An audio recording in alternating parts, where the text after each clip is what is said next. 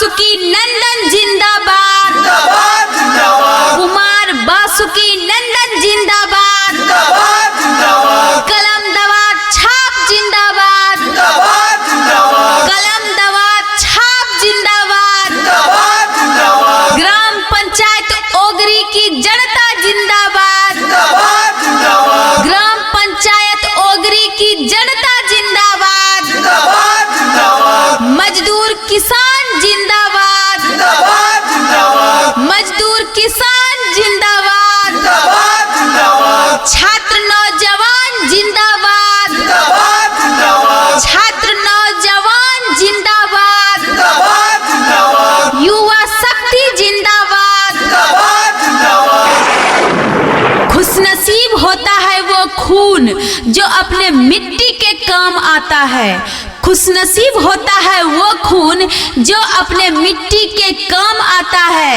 नाम बोलता है, काम बोलता है, ओगरी पंचायत का बच्चा बच्चा कुमार बासुकी नंदन का नाम बोलता है। दर्द हमारा वही समझता, दर्द हमारा वही समझता जो इस माटी के संतान हैं। सुख और दुख में साथ निभाता, सुख और दुख में साथ निभाता जो नेक और सच्चा इंसान है। तख्त बदल देंगे, ताज बदल देंगे, तख्त बदल देंगे, ताज बदल देंगे। कुमार बासुकी नंदन अगर जीतेंगे तो ओगरी पंचायत का इतिहास बदल देंगे।